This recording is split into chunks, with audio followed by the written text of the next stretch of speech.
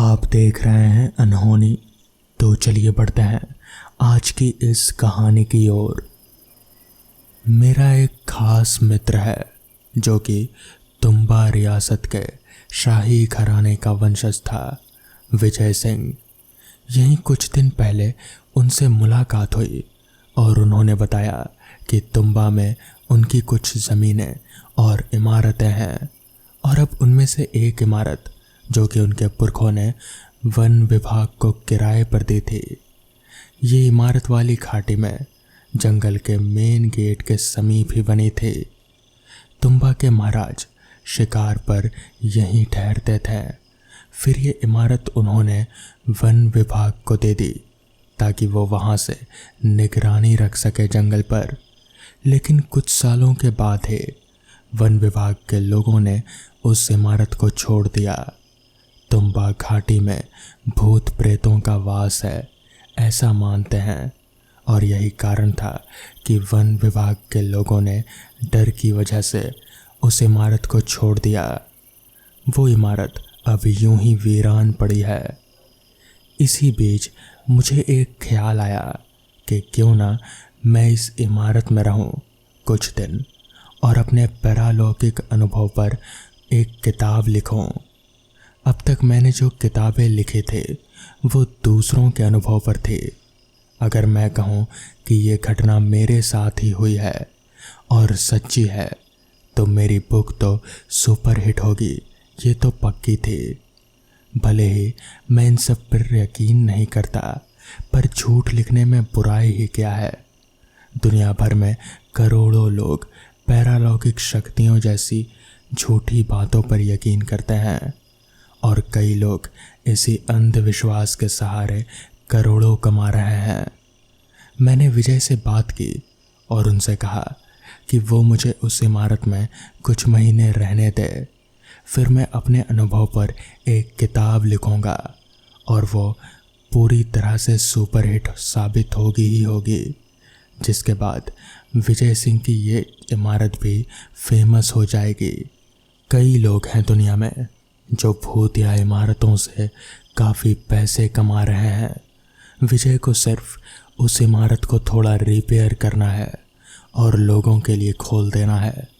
पूरे देश भर के लोग उस भूतिया इमारत को देखने आएंगे और फिर इस वीरान इमारत से विजय की कमाई भी हो जाएगी। विजय को आइडिया अच्छा लगा क्योंकि इसमें हम दोनों का बराबर का फ़ायदा था। तो फिर मैं आ गया, तुम्बा रहने लगा इस इमारत में जिसका नाम था लीला। लीला एक 3 मंजिला हवेली थी जो बाहर से किसी महल की तरह लगती थी। इसमें 20 कमरे थे और एक तहखाना भी। ज़्यादातर कमरे बंद पड़े थे और मुझे सबसे निचली मंजिल वाला कमरा ही उपयोग करने लायक लगा। कमरा राजपूती और अंग्रेज चीज़ों से मेल करता था। मुझे यहाँ आए सिर्फ 2 हफ्ते ही हुए हैं और अब तक मेरे साथ कुछ भी भूतिया गतिविधि नहीं हुई। मैंने कमल राम, जो कि लीला का रखवाला था, मैंने उससे लीला के बारे में कुछ बताने को कहा तो उसने अपने साथ उसके साथ जो भी जितनी भी घटनाएं हुई थी वो सारी बताई। उसने बताया कि उसे लीला में से हंसने की आवाज़ें आती है और जंगल के भीतर से रोने चीखने और चिल्लाने की आवाज़ें आती है। साथ ही कहते हैं कि रात में जो भी इस जंगल में प्रवेश करता है वो भटक जाता है और फिर भूत उसे मार डालते हैं। पर कहते हैं कि इस जंगल में एक नेक आत्मा भी है जो कि बुजुर्ग के रूप में आती है और भटके मुसाफिरों को सही रास्ता दिखाकर उनकी जान बचाती है। साथ ही गांव वाले यहाँ के आसपास भी नहीं आते हैं। कहते हैं कि उनकी जो गाय या फिर बकरी यहाँ की घास भी खा ले तो अगले दिन उनकी लाश ही मिलती है। वो अपने बाड़े में से निकलकर यहाँ कैसे आती है कोई नहीं जानता। कमल राम ने कहा कि अगर लीला में हो रही गतिविधियों पर ध्यान न दें तो कोई खतरा नहीं, इसीलिए तो वो इतने सालों से महफूज है। पर कई बार बुरी आत्माएं उसे भ्रम में डाल देती हैं और जंगल की ओर जाने को मजबूर करती हैं। पर वो कैसे भी इस भ्रम से निकल आता है। कहता है कि ये उनके पुरखों की कृपा का असर है। स्थानीय लोग भी मानते हैं कि लीला तो केवल छल की है, असली खतरा तो बस वो जंगल है जिनमें ना जाने कैसी सम्मोहन शक्ति है जो हर साल कई लोगों को आकर्षित कर मार डालती है। मुझे इन सब बातों पर यकीन नहीं था।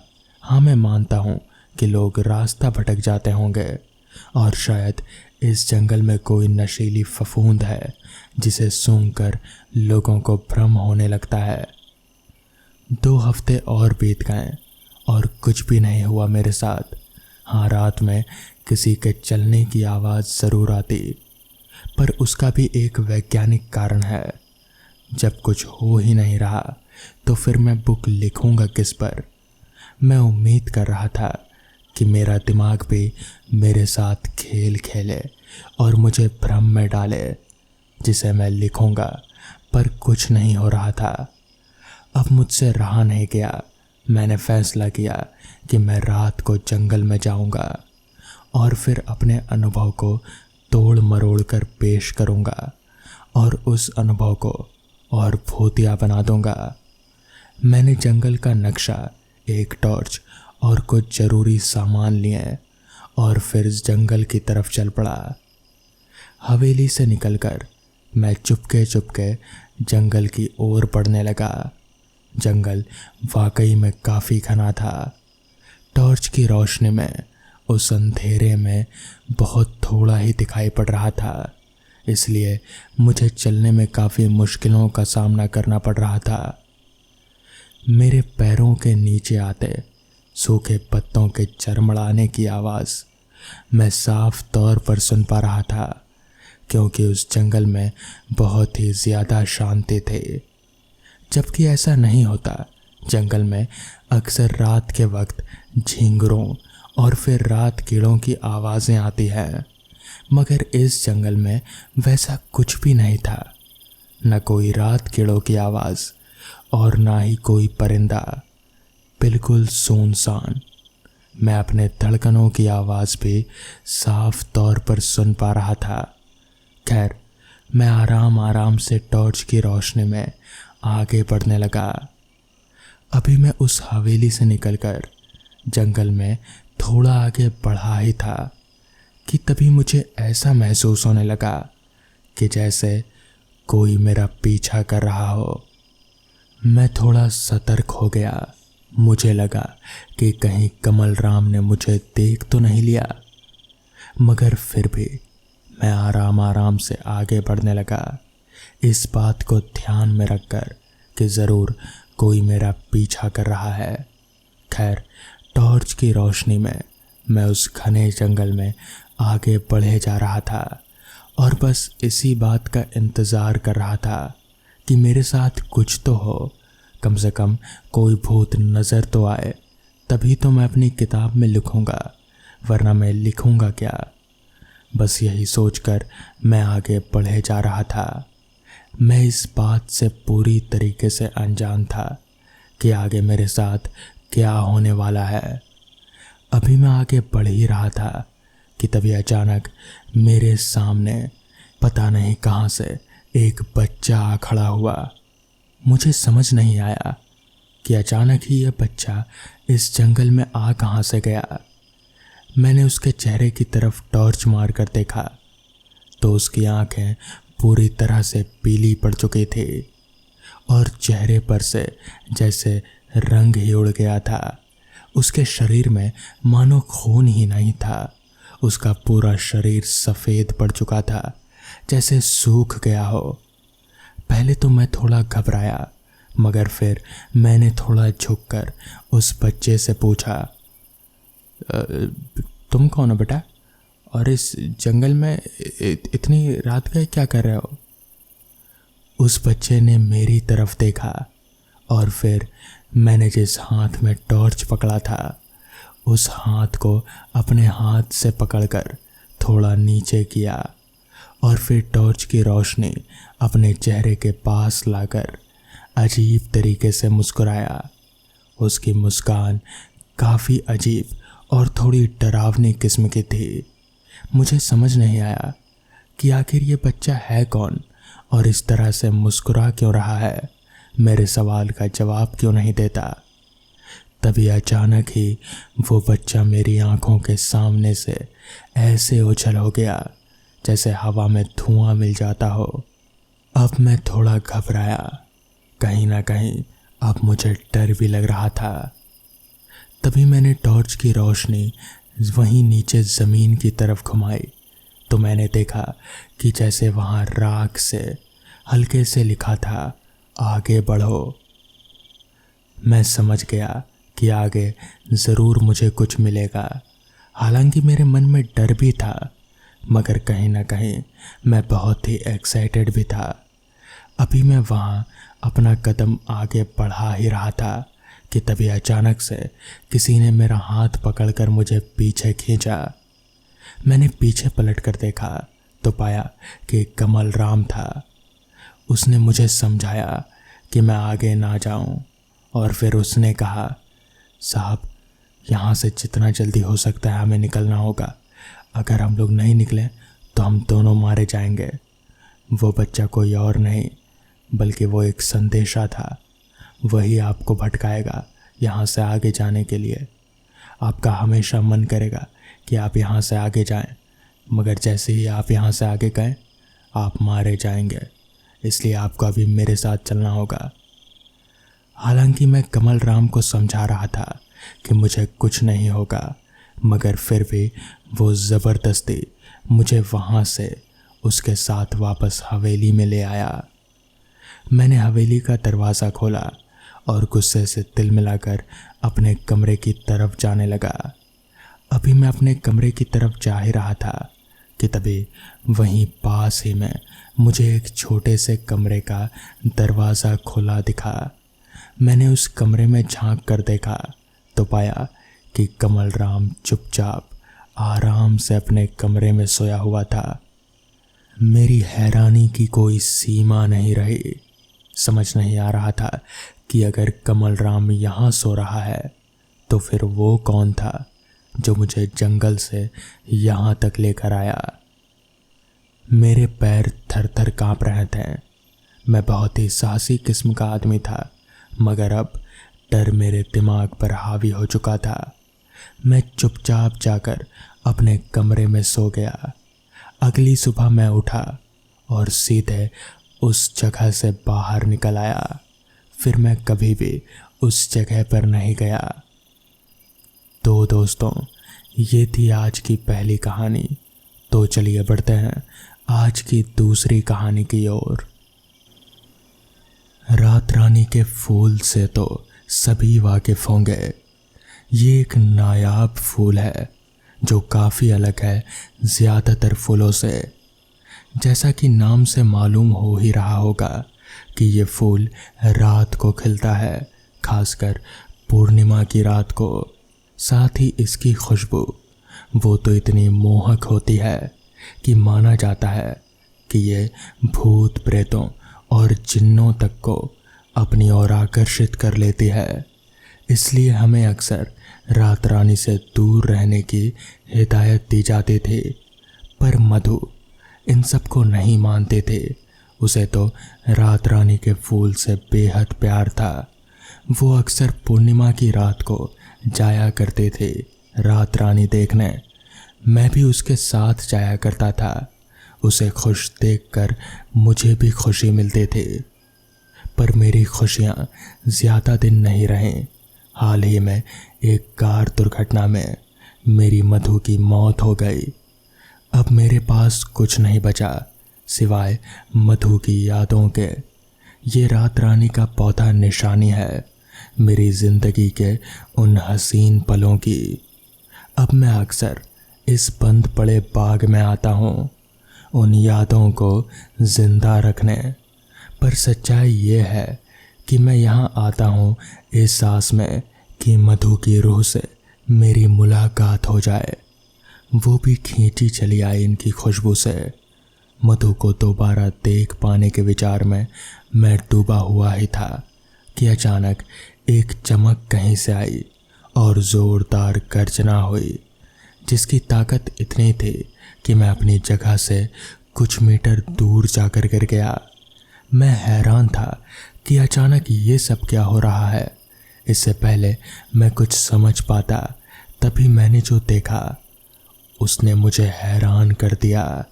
मेरे सामने एक आदमी खड़ा था, जो कि पठान था शायद, पर वो आदमी कोई साधारण आदमी नहीं लग रहा था। उसका कद करीब 8 फीट तक था शायद। उसकी चमड़ी पर कई दरारें थी, जिनमें से रोशनी और धुआं निकल रहा था, मानो उसके शरीर में आग हो। वो आदमी बिल्कुल एक कसाई की तरह बेरहम दिख रहा था। वो अपनी लाल लाल और सुरमे वाली आंखों से मुझे गुस्से से घूरे जा रहा था। तभी वो गरज कर बोला, है आदमजात, तुझे पता नहीं ये समय हम जिन्नों का है। हम इसी समय किसी इंसान को इस इलाके में नहीं सहन करेंगे। तेरी रूह, तू तो एक नेक दिल इंसान लग रहा है, इसलिए तुझे इस बार जाने देता हूँ। चला जा भी यहाँ से, इससे पहले कि मेरा गुस्सा और बढ़े। उस जिन्न को देखकर ऐसा लग रहा था मानो मेरे सामने खुद यमराज खड़े थे। उसकी उन डरावनी आंखों का खौफ ऐसा कि मैं अपनी जगह से हिल भी नहीं पा रहा था। मैंने अपनी घड़ी पर नज़र डाली तो देखा करीब 2 बज रहे थे। मैंने ये सुन रखा था कि 2 बजे के बाद रूहें बाहर आ जाती हैं। इससे पहले मैं और मधु कभी इतनी देर रात तक यहाँ नहीं रुके थे, शायद इसलिए हमारा सामना इन रूहों से कभी नहीं हुआ। मेरा मन तो यही कर रहा था कि यहाँ से भाग जाऊं, पर फिर मेरे मन में आया कि मैं नहीं जाऊंगा। पहले तो बस एक आस थी मेरे मन में कि शायद मुझे मधु मिल जाए, पर फिर मुझे पूरा भरोसा हो गया इस बात पर। अब जब मैंने अपनी आंखों से एक जिन्न को देख लिया है तो मुझे यकीन हो गया कि मेरी मधु, वो भी शायद यहाँ ज़रूर आएगी। मैंने उस जिन्न से हिम्मत करते हुए कहा, सुनिए, मैं यहीं रुकूंगा। मुझे किसी से मिलना है यहाँ। मैं वादा करता हूँ कि आपको कोई तकलीफ़ नहीं दूंगा। बस मुझे यहाँ रुकने दीजिए, मैं विनती करता हूँ। मेरी पूरी बात होने से पहले ही वो जिन्न मुझ पर झपटा। उसने अपने दाएं हाथ से मेरा गला पकड़ लिया। उसके हाथों में ऐसी गर्मी थी कि मानो किसी ने अंगारे मेरे गले पर बांध दिए हों। मैं दर्द से चिल्लाने लगा। तभी वो जिन्न हंसते हुए बोला, तूने अपने आप को क्या समझ रखा है? हमसे बदसलूकी करेगा? तेरा दिमाग तो सही है। तेरी जगह अगर कोई और होता तो तुम दबाकर भाग जाता। आखिर ऐसा कौन आने वाला है यहाँ जिसके लिए तो ऐसी बेवकूफ़ी कर रहा है? उस जिन्न की पकड़ की वजह से मैं ठीक से सांस तक नहीं ले पा रहा था। जैसे तैसे मैंने जवाब दिया, मैं अपनी पत्नी के रूह के आने का इंतज़ार कर रहा हूँ। वो उससे मिले बगैर मैं नहीं जाऊँगा यहाँ से। ये सुनकर उस जिन्न का चेहरा थोड़ा गंभीर हो गया। तभी वो बोला, भूल जाओ उसे। इंसानों को इन सब चीज़ों से दूर रहना चाहिए। इसलिए तो अल्लाह ने तुमने दिन दिया है और हमें रात। मरे हुए को भूल जाना चाहिए और उन्हें उनकी कब्र में ही रहने देना चाहिए। अगर अल्लाह के बनाए नियम तोड़ोगे तो तुम्हें जन्नुम से भी बदतर जगह मिलेगी। तेरी हिम्मत की वजह से मैं तुझे एक और मौका दे रहा हूँ, चला जा यहाँ से। इतना कहकर उसने मुझे छोड़ दिया और मैं गिर पड़ा ज़ोरों से। थोड़ी देर फेफड़े भर ऑक्सीजन लेने के बाद मेरे शरीर में जान आई और मैं दोबारा उठ खड़ा हुआ। मेरे पास उसे कहने को कुछ नहीं था, कुछ देर के बाद वो जिन्न ज़ोरों से हंसने लगा और बोला, लगता है तू अपनी ज़िद पर अड़ा रहेगा। देख, मुझे इस जगह किसी इंसान का कत्ल करके नापाक नहीं करना, इसलिए मैं तेरी इच्छा पूरी कर रहा हूँ, लेकिन वादा कर कि इसके बाद तू यहाँ से चला जाएगा। मैंने अपना सिर हाँ में हिलाते हुए उसे इशारा किया। इसके कुछ पलों बाद ही वहाँ एक वाहन के मोटर की आवाज़ आई। फिर वहाँ एक वाहन आ गई जो थोड़ी बहुत बुरी अवस्था में थी।